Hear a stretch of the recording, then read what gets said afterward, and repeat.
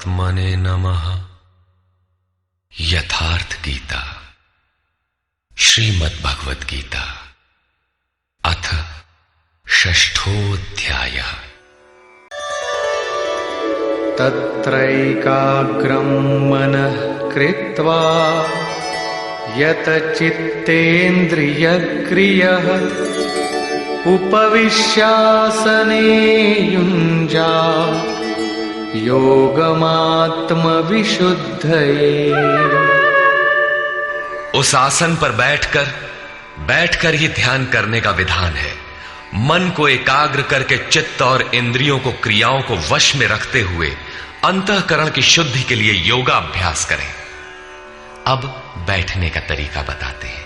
समं काय शिरो ग्रीवं धारयन्नचलं स्थिरः सम्प्रेक्ष्य नासिकाग्रं स्वं दिशश्चानवलोकयन्। शरीर, गर्दन और सिर को सीधा, अचल, स्थिर करके जैसे कोई पटरी खड़ी कर दी गई हो, इस प्रकार सीधा दृढ़ होकर बैठ जाए और अपनी नासिका के अग्रभाग को देखकर, नासिका की नोक देखते रहने का निर्देश नहीं है, बल्कि सीधे बैठने पर नाक के सामने जहां दृष्टि पड़ती है वहां दृष्टि रहे। दाहिने बाएं देखते रहने की चंचलता न रहे। अन्य दिशाओं को न देखता हुआ स्थिर होकर बैठे और प्रशांतात्मा विगतभीः ब्रह्मचारि व्रते स्थितः मनः संयम्य मच्चित्तो युक्त आसीत मत्परः। ब्रह्मचर्य व्रत में स्थित होकर।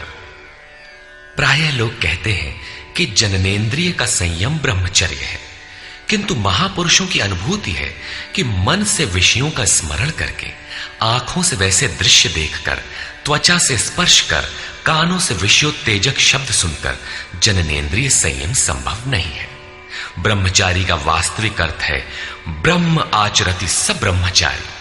ब्रह्म का आचरण है नियत कर्म, यज्ञ की प्रक्रिया, जिसे करने वाले यान्ति ब्रह्म सनातनम, सनातन ब्रह्म में प्रवेश पा जाते हैं। इसे करते समय स्पर्शान कृत्वा बहिर्बाह्यान, बाहर के स्पर्श, मन और सभी इंद्रियों के स्पर्श बाहर ही त्याग कर चित्त को ब्रह्म चिंतन में, श्वास प्रश्वास में ध्यान में लगाना है। मन ब्रह्म में लगा है तो बाह्य स्मरण कौन करे? यदि बाह्य स्मरण होता है तो अभी मन लगा कहां? विकार शरीर पर नहीं, मन की तरंगों में रहता है। मन ब्रह्माचरण में लगा है तो जननेंद्रिय संयम ही नहीं, सकलेंद्रिय संयम तक स्वाभाविक हो जाता है।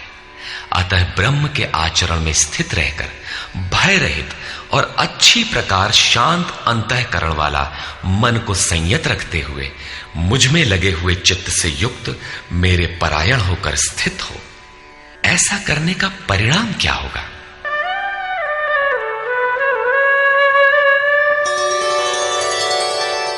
युञ्जन्नेवं सदात्मानं योगी नियतमानसः शान्तिं निर्वाणपरमां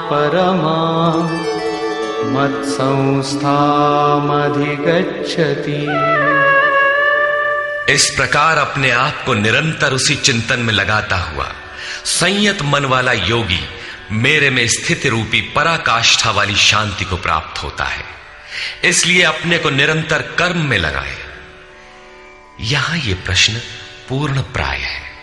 अगले 2 श्लोकों में वे बताते हैं कि परमानंद वाली शांति के लिए शारीरिक संयम, युक्ताहार, विहार भी आवश्यक है। नात्यश्नतस्तु योगोऽस्ति न चैकान्तमनश्नतः न चाति स्वप्नशीलस्य जाग्रतो नैव चार्जुन। अर्जुन, ये योग न तो बहुत खाने वाले का सिद्ध होता है और न बिल्कुल न खाने वाले का सिद्ध होता है, न अत्यंत सोने वाले का और न अत्यंत जागने वाले का ही सिद्ध होता है। तब किसका सिद्ध होता है?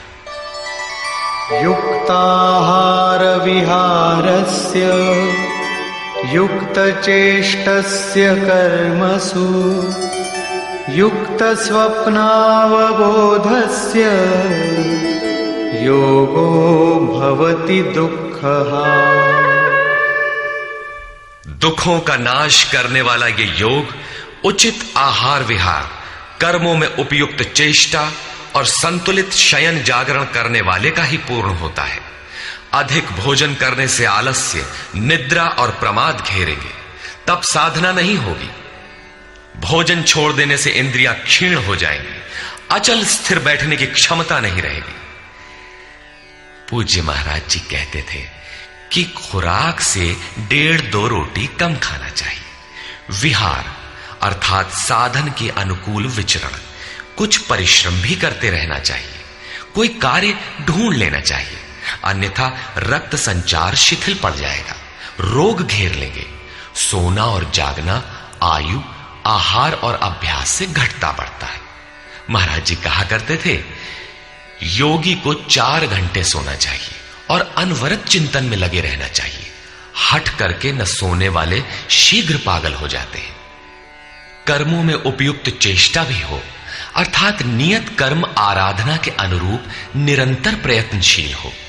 बाह्य विषयों का स्मरण न कर सदैव उसी में लगे रहने वाले का ही योग सिद्ध होता है। साथ ही यदा विनियतं चित्तम् आत्मन्येवावतिष्ठते निःस्पृहः सर्वकामेभ्यो युक्त इत्युच्यते तदा। इस प्रकार योग के अभ्यास से विशेष रूप से वश में किया हुआ चित्त जिस काल में परमात्मा में भली प्रकार स्थित हो जाता है, विलीन सा हो जाता है, उस काल में संपूर्ण कामनाओं से रहित हुआ पुरुष योग युक्त कहा जाता है। अब विशेष